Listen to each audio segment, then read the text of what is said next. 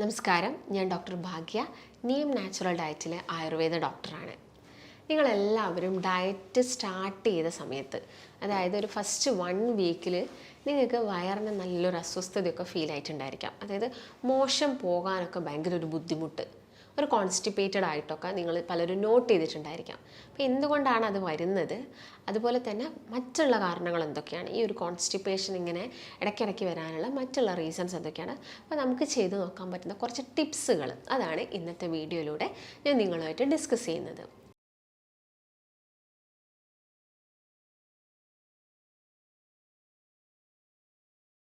അപ്പം ഈ ഒരു കോൺസ്റ്റിപ്പേഷൻ പെട്ടെന്ന് ഡയറ്റ് സ്റ്റാർട്ട് ചെയ്യുന്ന സമയത്ത് വരാനുള്ളൊരു റീസൺ എന്ന് പറയുന്നത് നമ്മുടെ ഭക്ഷണത്തിൻ്റെ അളവ് നോർമലി കുറയ്ക്കുകയാണ്. നോർമലി നിങ്ങൾ ആദ്യമൊക്കെ ഒരുപാട് ഫുഡ് കഴിക്കുന്നുണ്ടായിരിക്കും, രാവിലെയും ഉച്ചയ്ക്കും രാത്രിയും. അപ്പോൾ ഇതെന്താണെങ്കിലും ഒരു സമയം എത്തുന്ന സമയത്ത് ഇതിൻ്റെ ഡൈജഷൻ കഴിഞ്ഞിട്ട് എന്താണെങ്കിലും ഇത് എക്സ്പെൽ ഔട്ട് ചെയ്യണം, ഇത് പുറത്ത് തള്ളണം. പക്ഷേ നമ്മൾ ഒരു ഡയറ്റ് എടുക്കുന്ന സമയത്ത് നമ്മൾ ഈ അരിയാഹാരം കുറയ്ക്കുക, ചിലപ്പോൾ അരിയാഹാരം കംപ്ലീറ്റ് ഒഴിവാക്കുന്നുണ്ട്, ഷുഗർ കട്ട്, പിന്നെ നമ്മൾ കുറച്ച് ഫ്രൂട്ട്സ് ആൻഡ് വെജിറ്റബിൾസ് മാത്രം. അപ്പം അതിനൊരു സമയം എടുക്കും. അതിൻ്റെ ഡൈജഷൻ കഴിഞ്ഞ് കഴിഞ്ഞാൽ പണ്ടത്തെ പോലെ ആ ഒരു മലാശയത്തിൽ ഈ ഒരു മലം ഫോം ചെയ്യാൻ കുറച്ചൊരു ടൈം എടുക്കും. എന്ന് വെച്ചാൽ അത് ഫില്ലാവാൻ കുറച്ച് ടൈം എടുക്കും. അപ്പോൾ അതിൻ്റെ ഭാഗമായിട്ട് നിങ്ങൾ പോവും, നിങ്ങൾക്ക് മോശം പോവില്ല എന്നല്ല. ചില ആളുകളിൽ അത് കോൺസ്റ്റിപ്പേറ്റഡ് പോലെ കാണിക്കും, ചിലപ്പോൾ വെള്ളം കൂടി കുറയുന്നതിൻ്റെ ഭാഗമായിട്ട്. പക്ഷേ ചില ആളുകൾ ആ ഒരു ടൈമൊക്കെ അത് തെറ്റിപ്പോവാറുണ്ട്. അപ്പോൾ രാവിലെ തന്നെ ഒട്ടുമിക്ക ആളുകളും ഈ ബാത്റൂമിൽ പോകുന്നവരുണ്ട്. പക്ഷേ ചിലപ്പോൾ ഡയറ്റ് എടുത്തു കഴിഞ്ഞാൽ ആ ടൈമിലൊക്കെ കുറച്ച് ചേഞ്ചസ് വരാറുണ്ട്. രാവിലെ പോവാതെ ചിലപ്പോൾ അത് ഈവനിങ്ങിലോട്ട് മാറുന്നു. കാരണം നമ്മളെ വയറ് സ്റ്റൊമക്ക് ഫില്ലായി വരുന്നതല്ലേ ഉള്ളൂ. അപ്പം അതുകൊണ്ടാണ് ഈ ഡയറ്റ് എടുക്കുന്ന സമയത്ത് അങ്ങനെ സംഭവിക്കുന്നത്. അതല്ലാതെ ഒരുപാട് റീസൺസ് ഉണ്ട് ഈ കോൺസ്റ്റിപ്പേഷൻ അല്ലെങ്കിൽ മലബന്ധം വരാൻ. അതിനുള്ള ഫസ്റ്റ് റീസൺ എന്ന് പറയുന്നത് വയസ്സ്. നമുക്ക് കുറച്ച് പ്രായമാവുന്ന സമയത്ത് നമുക്ക് ഇങ്ങനെയുള്ളൊരു കോൺസ്റ്റിപ്പേഷൻ വരാം. അതായത് നിങ്ങൾ കുറച്ചൊരു 50+ ഒക്കെ ആവുന്ന സമയത്ത് ഒരു പണ്ടുള്ള പോലെ ഒരു സ്മൂത്തായിട്ട് നിങ്ങൾക്ക് ടോയ്ലറ്റിൽ പോയിട്ട് വരാൻ പറ്റാത്തൊരു സിറ്റുവേഷൻസ് കണ്ടുവരാറുണ്ട്. അപ്പം അവിടെ എന്താ സംഭവിക്കുന്നത്, നമ്മുടെ മെറ്റബോളിസം ഒക്കെ ഒന്ന് കുറയും.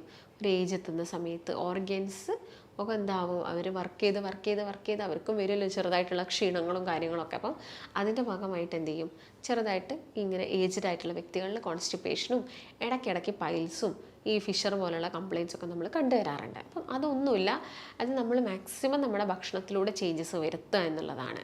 പിന്നെ ചില ആളുകൾ പ്രായത്തുന്ന സമയത്ത് അവരൊരു ഏർലി ഏജിൽ കഴിച്ച പോലെയല്ല ഒരു വയസ്സെത്തുന്ന സമയത്ത് കഴിക്കുക. അവർ പറയുന്നത് ഒന്നും കഴിക്കാൻ പറ്റുന്നില്ല, പണ്ടത്തെ പോലെ ഒന്നും കഴിക്കാൻ തോന്നുന്നില്ല എന്നൊക്കെ പറയാറുണ്ട്. അപ്പോൾ നമ്മുടെ ഒരു ഇൻടേക്കും അവിടെ കുറയുന്നതുകൊണ്ടാണ് ഒരു ഔട്ട്പുട്ട് അവിടെ ഇല്ലാത്തത്. അപ്പം അതൊരു റീസണാണ്. രണ്ടാമത്തെ റീസൺ എന്ന് പറയുന്നത് സ്ട്രെസ്സാണ്. അമിതമായിട്ട് ടെൻഷൻ അടിക്കുന്നത്. നമുക്ക് അമിതമായിട്ട് ടെൻഷൻ അടിക്കുക, നമ്മുടെ ജോലിയിൽ ഭയങ്കര സ്ട്രെസ്സാണ്, ചിലപ്പോൾ വീട്ടിലെ പല സാഹചര്യം കൊണ്ട് നമുക്ക് സ്ട്രെസ് ഉണ്ട്, ടെൻഷൻ ഉണ്ടെങ്കിലൊക്കെ നമ്മുടെ ഈ ഒരു ഹോർമോണൽ ഇംബാലൻസ് ബോഡിയിൽ നടക്കും. കോർട്ടിസോൾ ഹോർമോൺസ് ഒക്കെ കൂടുതൽ ഉൽപ്പാദിപ്പിക്കപ്പെടും. അതിൻ്റെ ഭാഗമായിട്ട് ഡൈജസ്റ്റീവ് എൻസൈംസ് ഒക്കെ കുറയുകയാണ് ചെയ്യുന്നത്. ഈ പ്രോപ്പറായിട്ട് ദഹനത്തിന് സഹായിക്കുന്ന കുറച്ച് എൻസൈംസ് ഉണ്ട്. അപ്പോൾ അതിൻ്റെ പ്രൊഡക്ഷൻ കുറഞ്ഞു കഴിഞ്ഞാൽ നമ്മുടെ മോഷൻ ക്ലിയർ ആയിട്ട് പോകത്തില്ല. അപ്പം അതെന്ത് ചെയ്യണം, നിങ്ങൾ കുറയ്ക്കുക തന്നെ വേണം. സ്ട്രെസ് അടിച്ച് നടക്കുന്നവർക്ക് എപ്പോഴും കോൺസ്റ്റിപ്പേഷൻ വന്നിട്ട് അവർക്ക് പിന്നെ വരുന്നൊരു കംപ്ലയിൻറ്റ് എന്താണെന്ന്, സ്കിൻ കംപ്ലയിൻറ്റ്സ്, കണ്ടിന്യൂസ് ആയിട്ട് സ്കിന്നിന് ബുദ്ധിമുട്ടുകൾ വരുന്നത്. അപ്പോൾ ഇതൊക്കെ പരസ്പരം കണക്റ്റഡ് ആണ്. നമ്മുടെ മൈൻഡും നമ്മുടെ വയറും നമ്മുടെ സ്കിന്നും പരസ്പരം കണക്റ്റഡ് ആണ്. അപ്പം നിങ്ങൾ എന്ത് ചെയ്യരുത്, അമിതമായിട്ട് ടെൻഷൻ അടിക്കരുത്. അപ്പം നിങ്ങൾ ഗെട്ടപ്പോഴും എന്തിരിക്കണം, ഓക്കെ ആയിട്ട് വെക്കണം. എന്നാൽ മാത്രമേ നമുക്ക് ഈ സ്കിൻ കംപ്ലയിൻറ്റ്സ് ഒക്കെ കുറയ്ക്കാൻ സാധിക്കുള്ളൂ. അതൊരു മെയിൻ എക്സാമ്പിൾ നോക്കുകയാണെങ്കിൽ IBS പേഷ്യൻസിൽ അവർക്ക് ഈ കോൺസ്റ്റിപ്പേഷൻ ഇടയ്ക്കിടയ്ക്ക് വന്ന് പോവാറുണ്ട്. ചിലപ്പോൾ അവർക്ക് ലൂസ് മോഷൻ ആയിരിക്കും, ചിലപ്പോൾ കോൺസ്റ്റിപ്പേഷൻ ആയിരിക്കും. അപ്പോൾ അതെന്ത് ചെയ്യണം, നിങ്ങൾ കുറച്ചെടുക്കാൻ വേണ്ടി ശ്രദ്ധിക്കാം.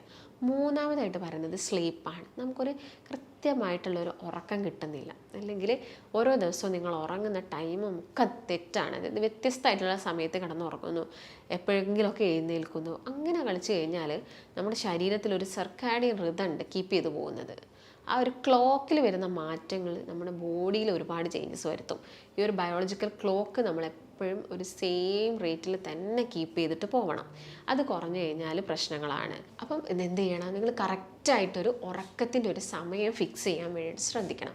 ഇപ്പോൾ ചില ആളുകളൊക്കെ ഉണ്ട് ഈ രാത്രി ഒരുപാട് സമയം ഈ ഫോണ് കണ്ണിന് ആ ഒരു ക്ഷീണം കൊടുത്തിട്ട് അവർ ഉറങ്ങുള്ളൂ. അത് അവരെ ശീലിച്ച് അവർ പറയുന്നത് ഫോൺ കണ്ടിട്ട് അല്ലെങ്കിൽ എനിക്ക് ടി വി കണ്ടിട്ട് ഇത് കണ്ട് മാത്രമേ ഉറങ്ങാൻ പറ്റുള്ളൂ എന്ന് ഇവർ പറയാറുണ്ട്. അപ്പോൾ നിങ്ങൾ അതൊരു ബാഡ് ആയിട്ടുള്ളൊരു ഹാബിറ്റാണത്. അപ്പോൾ നിങ്ങൾ എന്ത് ചെയ്യുക, അത് സ്റ്റോപ്പ് ചെയ്യാൻ നോക്കുക. ഏർലി ആയിട്ട് നിങ്ങളൊരു ബുക്ക് വായിച്ചിട്ട് കിടന്നുറങ്ങിയാലും അതൊന്നും വലിയൊരു സ്ട്രെയിൻ നമ്മൾ കൊടുക്കുന്നില്ല. നിങ്ങൾ ഈ ലൈറ്റ് ഓഫ് ചെയ്ത് കഴിഞ്ഞിട്ട് ഈ ഡാർക്ക് റൂമിൽ ഫോൺ പിടിച്ചിരിക്കുന്ന സമയത്ത് നിങ്ങളുടെ കണ്ണിനാണ് പിന്നെ ഫ്യൂച്ചറിൽ പ്രശ്നം വരുന്നത്. നമുക്ക് ഈ ഷോർട്ട് സൈറ്റ് പോലുള്ള പ്രശ്നങ്ങൾ, ലോങ് സൈറ്റ് പോലുള്ള പ്രശ്നങ്ങളൊക്കെ വരാം.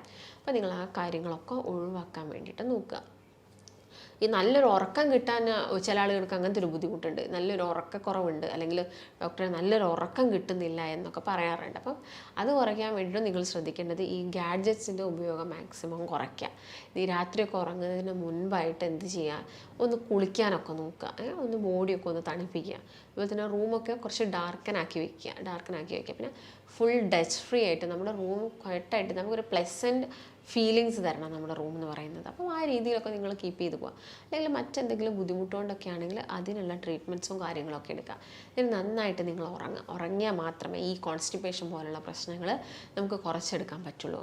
പിന്നെ ഒന്നെന്ന് പറയുന്നത് നമ്മുടെ ലൈഫ് സ്റ്റൈൽ ചേഞ്ചസ് തന്നെയാണ്. നമ്മുടെ ലൈഫ് സ്റ്റൈൽ ചേഞ്ചസ് എന്ന് ഉദ്ദേശിക്കുന്നത് ഭക്ഷണ രീതികളും ഒരു വ്യായാമമില്ലാത്തൊരു ലൈഫ് സ്റ്റൈലുമാണ്. ചില ആളുകൾ മരുന്ന് മാത്രം ഡിപ്പെൻഡ് ചെയ്തിരിക്കുന്ന വ്യക്തികളുണ്ട്. ഇപ്പോൾ ഷുഗർ പേഷ്യൻസ് ഷുഗറിനുള്ള മരുന്ന് വാങ്ങിയിട്ട് പോകും. അവർക്ക് വേറെ ഒന്നും ചെയ്യാൻ പറ്റില്ല. അവർക്ക് മരുന്ന് കഴിച്ചിട്ട് എങ്ങനെയെങ്കിലും ഇത് കുറയ്ക്കണം. അവർക്ക് ഭക്ഷണം കൺട്രോൾ ചെയ്യാൻ പറ്റില്ല. അവർക്ക് നടക്കാൻ ബുദ്ധിമുട്ടാണ്, സമയമില്ല. ഇതാണ് അവർ പറയുന്നത്. പക്ഷെ നമ്മുടെ ബോഡി എത്ര കാലം മുൻപോട്ട് പോകണം എന്ന് ഡിസൈഡ് ചെയ്യുന്നത് നമ്മൾ തന്നെയാണ്. നിങ്ങൾക്ക് ഈ സമയമില്ലാത്തതിൻ്റെ ഒരു പ്രശ്നം കാരണമാണ് ഈ ബുദ്ധിമുട്ടുകളൊക്കെ നിങ്ങൾക്ക് ഫ്യൂച്ചറിൽ വരുന്നത്. നമ്മൾ സമയം കണ്ടെത്തണം. എല്ലാവർക്കും ഉള്ളതൊരു സെയിം സമയമാണ്. അപ്പം എത്ര സമയം നമുക്ക് ഫ്രീ ആയിരിക്കുന്നു അത്രയും സമയം നമ്മൾ എന്താ ചിന്തിക്കുക, ഫോണിൽ കളിച്ചിരിക്കാം, അങ്ങനെയൊക്കെ ചിന്തിക്കുന്നവരാണ് നമ്മൾ. അപ്പോൾ അങ്ങനെയുള്ള ഈ സ്വഭാവങ്ങളൊക്കെ നിങ്ങൾ മാറ്റിയിട്ട് കുറച്ചും കൂടി എന്താവുക, ഒന്ന് ആക്റ്റീവ് ആവുക, അതിന് എല്ലാ കാര്യത്തിലും ഇൻവോൾവ് ആവാൻ വേണ്ടിയിട്ട് നോക്കുക. പിന്നെ ഈ കോൺസ്റ്റിപ്പേഷൻ ആക്കുന്ന ഫുഡുകൾ ഫൈബർ കുറഞ്ഞവയാണ്. നാരുകൾ കുറഞ്ഞ ഭക്ഷണം നിങ്ങൾ കട്ട് ചെയ്യുക. അതാണ് നിങ്ങൾക്ക് ഈ ഒരു കോൺസ്റ്റിപ്പേഷൻ വരാനുള്ള ചാൻസസ്. ഈ നാരുകൾ കൂടുതലായിട്ടുള്ളത് വെജിറ്റബിൾസിലാണ്. നിങ്ങളുടെ വീട്ടിൽ ഇപ്പോൾ ഒരു സാമ്പാർ ഉണ്ടാക്കുന്നുണ്ടെങ്കിൽ ഒട്ടുമിക്ക ആളുകളും ചെയ്യുന്നത് എന്താണ്, സാമ്പാറിലെ കഷ്ണങ്ങളൊക്കെ മാറ്റി വയ്ക്കും, കറി മാത്രം എടുത്ത് കഴിക്കും. അങ്ങനെയുള്ള വ്യക്തികളുണ്ട്. ഇപ്പോൾ സാമ്പാർ ഉണ്ടാക്കുന്ന സമയത്ത് അതിനകത്ത് ഫൈബറുള്ള ഒരുപാട് കാര്യങ്ങളുണ്ട്. ഇപ്പം ഈ വെണ്ടയ്ക്ക അല്ലെങ്കിൽ മുരിങ്ങ അതിൻ്റെ അകത്ത് ഇടുന്നത്, അല്ലെങ്കിൽ വേറെ ഏത് ബീൻസോ ഏത് പച്ചക്കറി അതിൻ്റെ അകത്ത് ഇടുന്നുണ്ടോ അതൊക്കെ എന്താണ്, ക്യാരറ്റ്, ഇതൊക്കെ ഫൈബർ റിച്ച് ആണ്. അപ്പം അതൊക്കെ മാക്സിമം സെലക്ട് ചെയ്ത് എടുത്തിട്ട് നന്നായിട്ട് കഴിക്കുകയാണെങ്കിൽ വലിയ പ്രശ്നങ്ങൾ വരില്ല. അപ്പം ആ രീതിയിൽ അതുപോലെ തന്നെ വേറെ എന്ത് പച്ചക്കറികൾ ഉണ്ടാക്കുകയാണെങ്കിലും ഒരുപാട് പച്ചക്കറികൾ ഉണ്ടാക്കി നമുക്ക് ഉണ്ടാക്കാൻ പറ്റുന്ന ഒരു കറി എന്ന് പറയുന്നത് അവിയലാണ്.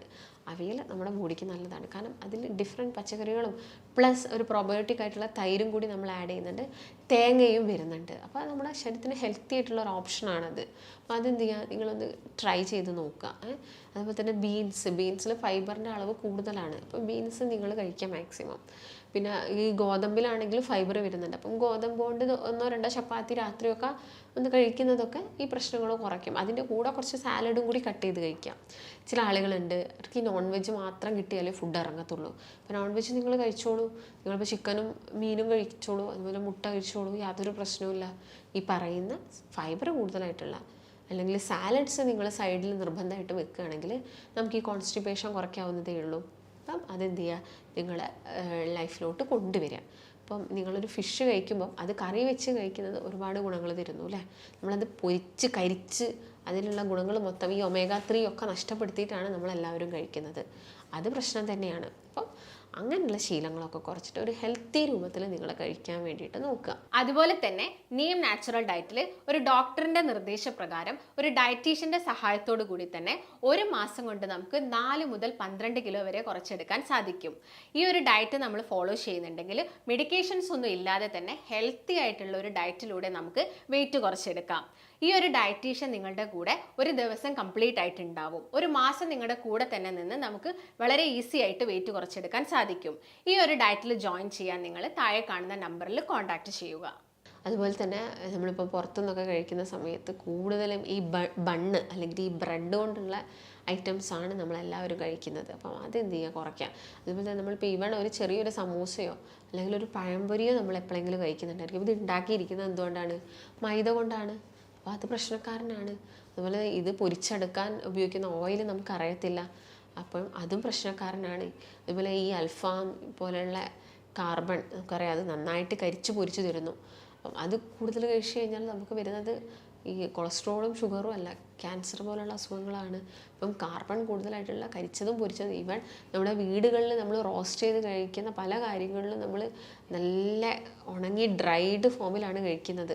അപ്പം അങ്ങനെയുള്ള ശീലങ്ങളൊക്കെ കുറയ്ക്കാം. അപ്പം നോർമലി നിങ്ങളൊരു ചിക്കൻ കറി വെച്ച് കഴിച്ച് അതിൻ്റെ കൂടെ കുറച്ച് സാലഡും കൂടി എടുക്കുകയാണെങ്കിൽ വലിയ കുഴപ്പമില്ല. പക്ഷേ നിങ്ങളതൊരു അൽഫാം രൂപത്തിൽ എടുക്കുകയാണെങ്കിലോ അതിലുള്ളൊരു വാട്ടർ കണ്ടൻറ്റ് അതിൽ നിന്ന് കംപ്ലീറ്റ് ആയിട്ട് പോവുക. അപ്പം ആ ഒരു ചിക്കൻ നിങ്ങൾ കഴിച്ചു കഴിഞ്ഞാൽ നിങ്ങൾക്ക് കോൺസ്റ്റിപ്പേഷൻ വരാനുള്ള ചാൻസസ് കൂടുതലാണ്. അതാണ് ശ്രദ്ധിക്കേണ്ടത്. അപ്പം അതൊക്കെ ഒന്ന് മനസ്സിലാക്കിയതിന് ശേഷം മാത്രം നിങ്ങളുടെ ഡയറ്റിലുള്ള മാറ്റങ്ങൾ കൊണ്ടുവരിക. അതുപോലെ തന്നെ വേണ്ടത് കൃത്യമായിട്ടുള്ള വ്യായാമമാണ്. ഈ കോൺസ്റ്റിപ്പേഷനും വ്യായാമവും തമ്മിൽ ബന്ധമുണ്ട്.